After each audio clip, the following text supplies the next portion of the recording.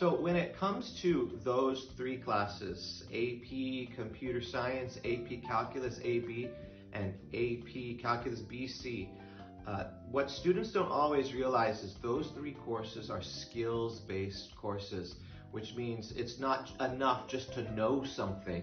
You have to also be able to do something. And in order to get really good at doing something, you have to practice. You have to come in to the class with the idea that you will be doing something over and over and over. The first time you do it, you're not good at it. But after practicing it over and over, you get better at it. So there are some ways to practice. Oftentimes with the textbooks for these classes, there are answers in the back of the book that you can do extra questions in the book and look up the answers and see how you're doing.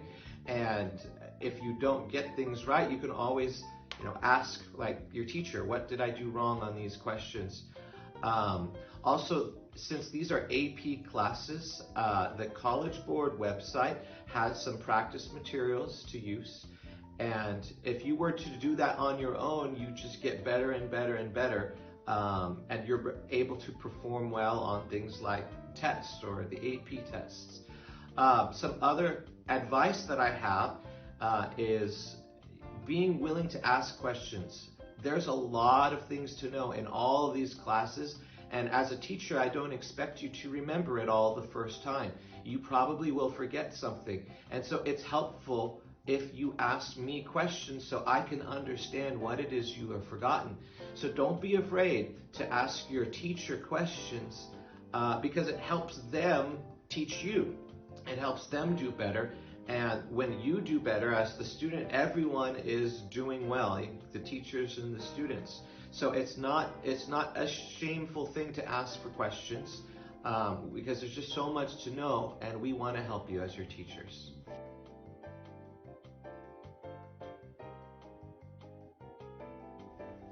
So when I think about some of the success stories with my students, I have a particular student in mind who took all three of my AP classes, Calculus and AB, BC, and Computer Science.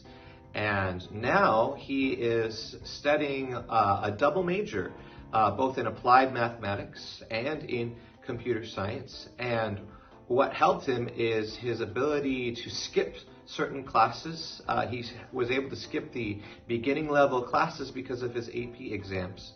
And now that's letting him fit the number of classes that he needs to be a double major in both of those subjects.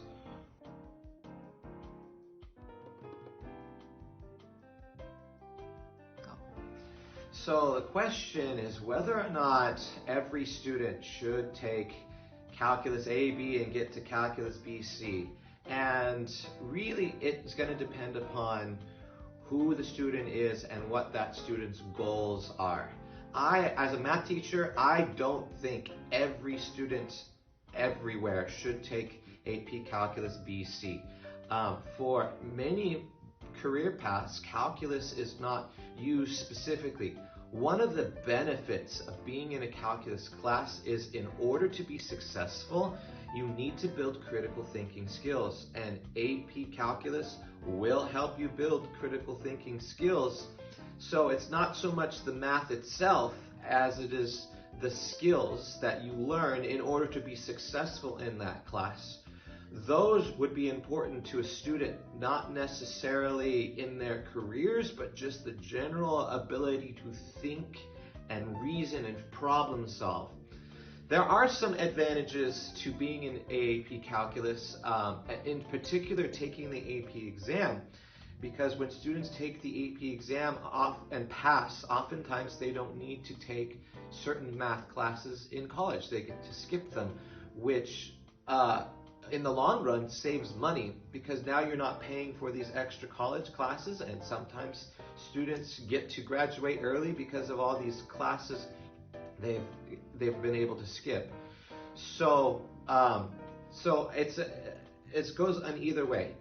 Yes, students have advantages to taking an AP Calculus BC class, but it's not for everyone. And if you look at yourself as a student and say that I am not able to put in all the work that it takes, then it may not be for you, and that's okay, because there are other options that may be more relevant to the career path that you want to take.